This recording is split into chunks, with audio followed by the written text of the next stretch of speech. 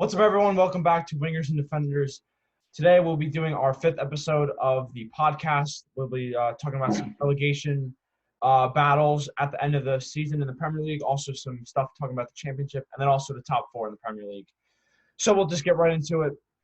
We're talking about the relegation battle to start. We have Norwich, who are already down and going back to the championship, and then we also have Bournemouth and Watford, who are currently in the last two relegation spots, and then Villa, who are only up by goal difference.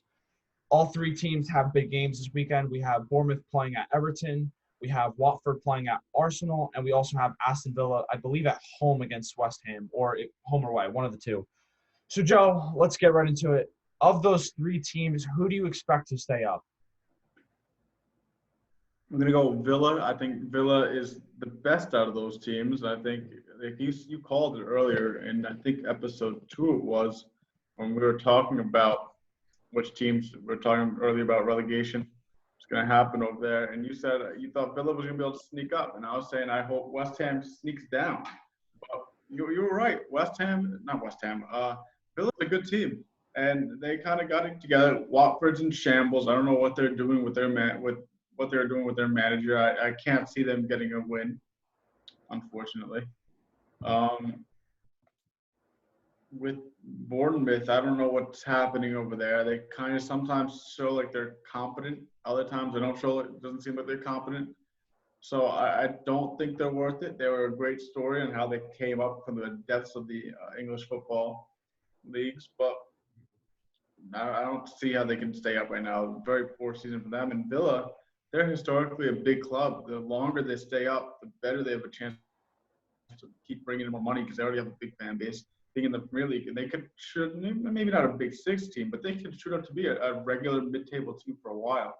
So not only for football do I think it's better for Villa, but I also just think they deserve to be up. They've been on a tear recently. They've been able to get results. They got results against every team they needed to get a result against, basically. And now they're in a great position, and it's really just they control their own destiny.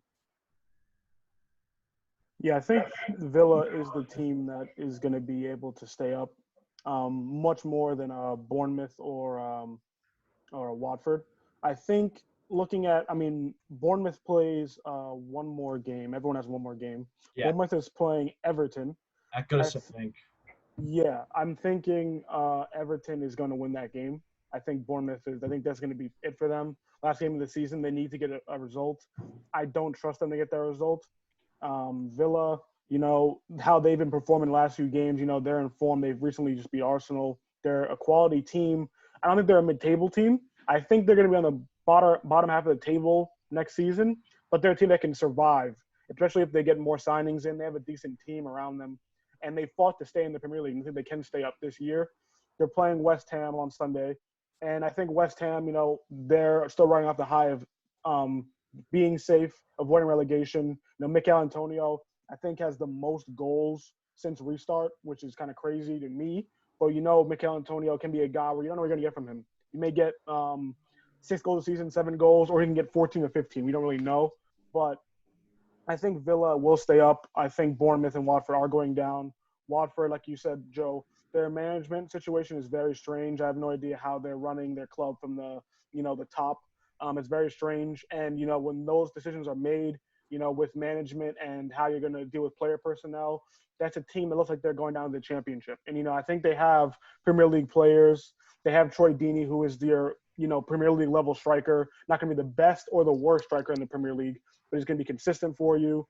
They got other players like Doucouré, I believe, Deulofeu. These are Premier League quality players.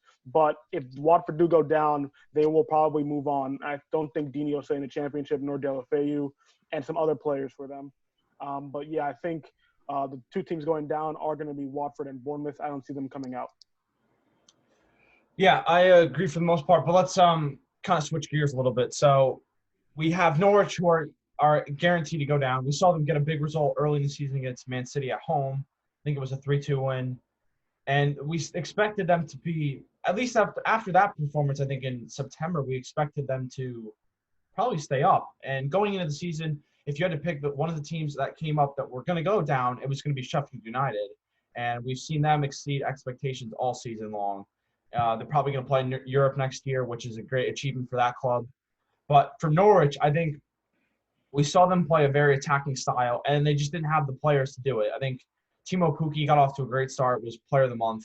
You have Todd Cantwell, who's a pretty promising center attacking midfielder. Emmanuel Buendia is another guy that a lot of big clubs are going to be looking at as a rotation player coming off of the books. Max Aarons is a quality right back, I believe. There's a lot of good players in that team, which is it's sad to see a team like that go down. But I think, for me at least, I think they have a lot of players that will play in the Premier League next year just because they are pretty young and also very talented. And just based off of them playing in a poor team, I think that's why they went down. And at the moment, they have 21 points, only 5 wins this year, and 26 losses, which is a horrible stat line. But the other team for me, I think if I had to say of the 3 teams that could still survive, I think the team that I trust the least going into the last game would be Watford. I think we're going to see Arsenal have a reaction to losing to Villa, and we've seen them have inconsistent games.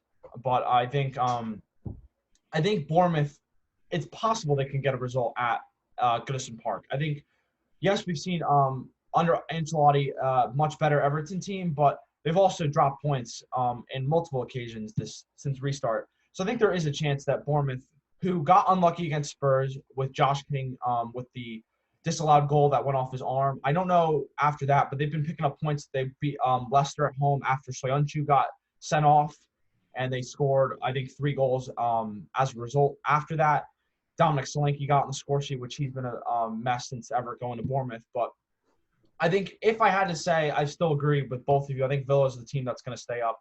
But if I had to say another team that somehow might sneak in, you're looking at Bournemouth, who have a minus 27 goal difference. If they could pick up a win, which would get it down to at least minus 26, Villa would have to get at least a point because Villa is at minus 26. And Villa's gotten also unlucky. We saw them blow a lead against Everton. And then last game, obviously, they beat Arsenal. So for me, I think Aston Villa is the team. We'll see if Jack Grealish stays with the team next year. A lot of clubs in the top 6 are looking at possibly taking him. I don't know who would. I don't think Manchester United's a great fit for him with all the attacking prowess they have now. But we'll see what happens. I think it's going to be an interesting thing to watch for the relegation battle on Championship Sunday. But we'll switch gears to a little bit of a different topic, which we haven't really discussed on this channel, and that's the Championship. So currently we know that 2 teams are going to come up. We know Leeds United, a team from the past that was very dominant in the Premier League. I think they've won some titles, certainly not in the Premier League era, but and then we also have West Brom, who were a shock to a lot of people to get in with Slavian Bilic, a former West Ham manager. Joe, how are we feeling about those 2 teams coming up? Well, as a Spurs fan, I don't like West Brom, so that's unfortunate. So I didn't want them to come up, but here we are. We had to live with it. Hopefully, Jersey football will avoid us dropping points to them. I think Leeds, they deserve to be up. Their historical team. I believe they won the Champions League before. So, I mean, they're a great team. Like with them and Aston Villa in the Premiership together, Premier League. That's perfect. I mean, can you really ask for better two teams to really be in the Champions League at the same time?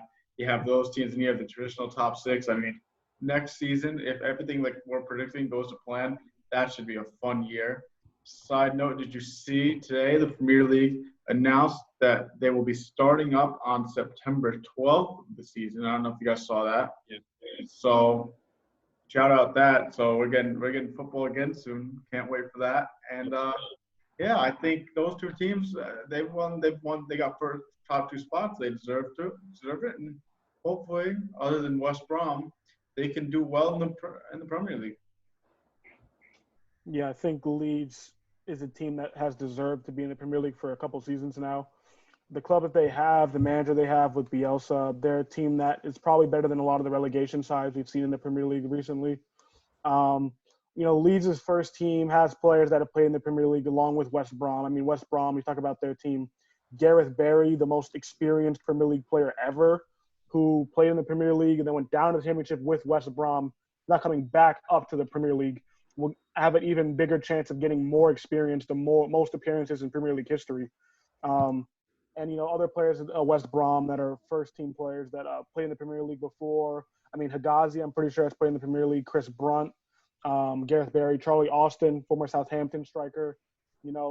Hal Robson-Kanu, Jake Livermore. These are players that have played in the Premier League or at levels to that. Even Kieran Gibbs, a former Arsenal left back, who I actually used to really rate highly at Arsenal before he left.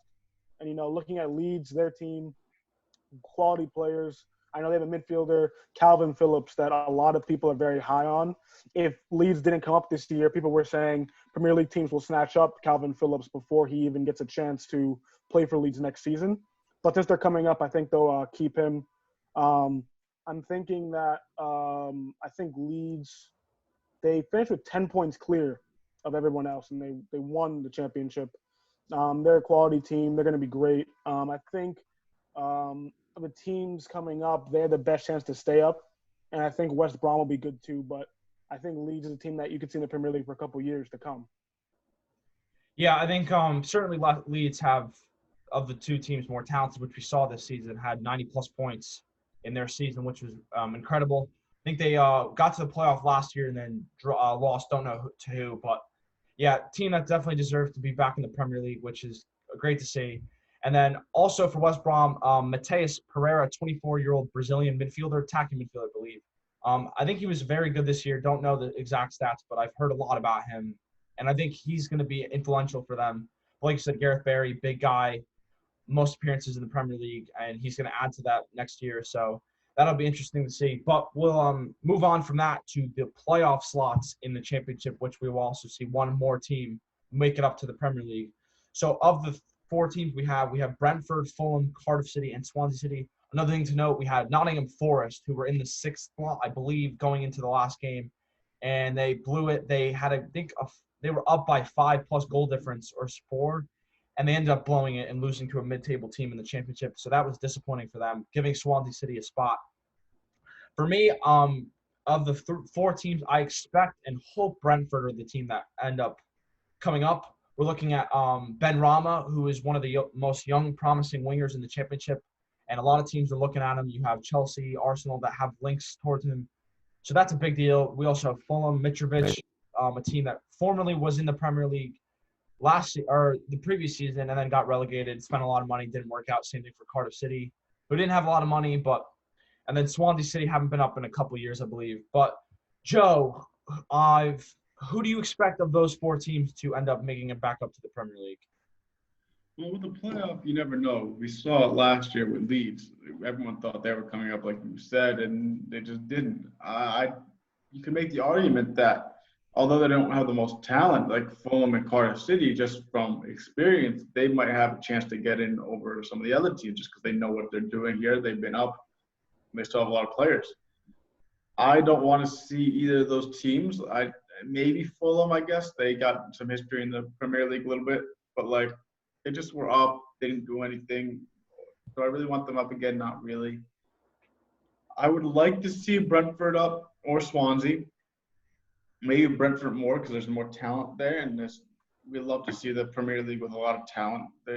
Obviously the championship, like every team looks good in championship. They come up to the Premier League and it's like they don't really do much. But I think this year there's actually a pretty good chance. This coming year, a pretty good chance that two teams avoid relegation right after the season. So if that's the case, that's a win for the championship teams that are coming up. And I guess I'm going to go Brentford just because they have a lot of potential.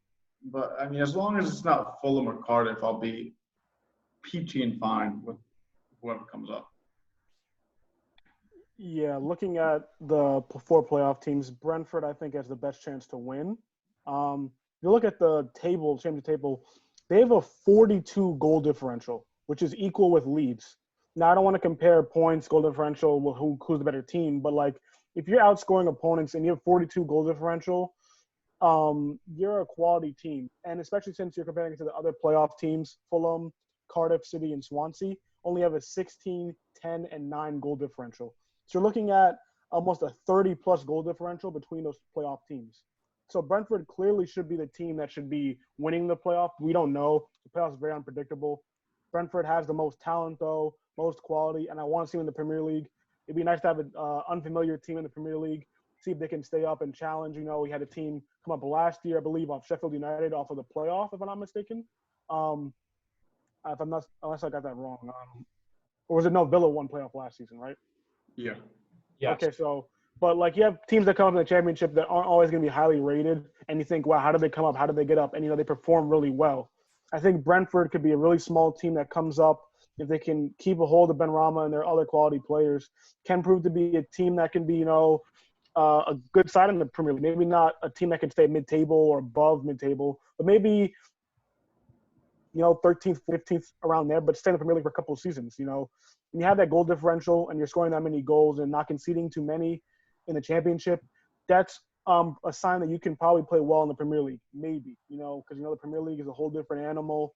You can play really well in the championship and come up and then get throttled in the Premier League. We saw that with Norwich, a team that I think won the championship last season, looked like a really quality team, and they got obliterated in the Premier League. But I think of those four teams, Brentford has the best chance to win. They have the best stats. They have the best overall team. I think Cardiff and Swansea, the two Welsh teams, always find themselves in the Premier League every couple of years and go right back down. So I don't think I'll see them coming up next season. Brentford would really fit in the Premier League. They've already checked the box of being a relegation side that's able to beat Arsenal, as we saw in the exhibitions leading up to Project Restart. So it fit perfect. Yeah, just like the relegation side, Norwich, that beat you guys in the FA Cup. Yeah. It is what it is. Yeah, another thing to note with Brentford, which I think I looked it up just now. Hopefully it's right. But the last time they were in the first division was 92-93, which is a long time. So I don't even know if they've ever been in the I don't know if that qualifies. Might have been in the first season of the Premier League, maybe. Yeah, I think that was the first year of the Premiership. So yeah, no, like Jake just said, it's definitely a team that's unfamiliar with the Premier League, especially since certainly all three of the other teams have been in the Premier League recently, with Brentford not being there. So, yeah, definitely, if they get in, it'd be cool to see, and especially I would hope that Benrahma would be able to stay at Brentford just to see what they're like as a expanding, like a attacking football team. Obviously, you just said their goal difference is on par with Leeds, so sure they're a very attacking team, which would be interesting to see if that can hold up in the Premier League. But we'll find out in a couple weeks, I guess, when the playoffs start. But we'll move on to our last topic for today's podcast, and that is the top four. So going into Championship Sunday, we have Leicester City, Manchester United, and Chelsea, all in hopes of getting the third and fourth spots. All are up for grabs still. We have Chelsea playing at home against Wolves at Stamford Bridge. Going to be an interesting game with the likes of Adama Traore, Raul Menez on the break. And then you have Leicester and Manchester United matching up against each other. I believe it is at the King Power Stadium. So going into that game, I certainly think that United is almost undoubtedly going to get that third spot. And after seeing Chelsea play somewhat poorly against Liverpool, especially prior to Christian Pulisic coming on, which he put on a show in about 30 minutes of time on the field, which had me scared to blow that game. And then Leicester, I believe, are coming off a 3-0 loss against Spurs, correct, Joe? Yeah, Harry Kane. And then Manchester United are coming off a 1-1 draw against West Ham at home. So all three teams are really not in great form based off last game. But I think if I had to go into this game and say what I want, I would prefer to have Pulisic playing in the Champions League and have Manchester United in there as well. But Joe, what do you expect going into Championship Sunday? I think it's just going to be kind of a traditional top four city, Liverpool City, United, and Chelsea. I don't think Leicester's going to win. Like, have they won a game since coming back? Like, I'm blanking. Like, they won like one, right? They beat Sheffield United. So they've won one game since coming back. They beat Crystal Palace as well. I think that's it, though. Oh, yeah. Well, Crystal Palace hasn't won the last 6 or 7. They haven't won since restart. Yeah, so, I mean, congrats. You beat Crystal Palace. Congrats. Leicester, you're in the dumps. You're lucky you're getting European football at this rate because you guys are trash. Yeah. That's all. I have nothing else to say. I mean, it's going to be United and Chelsea are going to get those 3 and 4 spots because Leicester can't pull a win out of their crack right now. Yeah, I mean, looking at it, all Manchester United has to do is just don't lose. Don't lose, and you're fine. And Man, you haven't lost since restart, unless you're going to count the FA Cup fixture. But they haven't lost in the restart. You know, they have been playing teams on the relegation or in the relegation battle or lower on the table. But I mean, this Man United team is in better form than this Leicester team is, regardless of the results they've played, who they've played. Leicester's in the dumps. Start out the season very well. We know their story. Vardy is I think he is still the top striker, top goal scorer in the Premier League. You know that they're a quality team, but since restart, they've been absolutely shambolic. I don't see them getting any points out of that game. I think Man U does win this game. Maybe not as comfortably as people believe because they have David De Gea in the sticks, and David De Gea is been pretty poor as of late. But Leicester, you know, they have their problems. I don't see Leicester getting top four. Like Joe said, I think they're lucky to get Europa League the way they've been their recent form. They're lucky to get fifth. I think Chelsea have probably also locked up a spot too. If it can shake things up, if Wolves can get a result, that would be really big. That could change a lot of stuff. But I think Chelsea, the way Pulisic has been playing, you know, he's been the best player since restart. Pulisic gets a start and plays well. Chelsea are fine getting Champions League, and Man U, as long as they don't lose, which they haven't done yet, they're going to be fine as well. They'll get that third spot, at worst fourth. Actually, no, they'll get third because of goal differential at worst. So, yeah, I think Man U, it's comfortable. But they just cannot have a lapse of concentration and lose to a very poor Leicester City side. They can't. Yeah, I think when you're looking at the Leicester team that's going to probably get put out by Brendan Rodgers, you're looking at a team that won't have James Maddison, who's been a big part of their team, and without him, we've seen that team struggle. He's barely played since the restart. I think he played the first couple of games, but then had somewhat of an issue with some injury. And then you also have no Ben Chilwell, no Ricardo Pereira, and no Soyuncu, who is suspended because of the red card he had against Bournemouth. So you're looking at a very poor team, a very average team, who is super reliant on one man, Jamie Vardy, and maybe Iheanacho. There's some other guys that are somewhat quality, but when you're looking at a team that's going to go up against United, they're probably going to play the same system they've been playing since they lost Soyuncu to the red card, which is a 3-back with Wes Morgan, who was obviously their Premier League captain back in the season they won the Premier League, and Ryan Bennett, who is on loan from Wolves. And you're looking at a very average team at best that, like Joe said, is playing not good at all and don't deserve to be in the place they are at the moment because they're just fortunate they had a great start with Iheanacho and James Maddison and all the great games they had. And when you're looking at a team that ended up beating Southampton, I believe 8-0 early on in the season, 9. It's twofold compared to what we're looking at now and how significantly different the team is playing.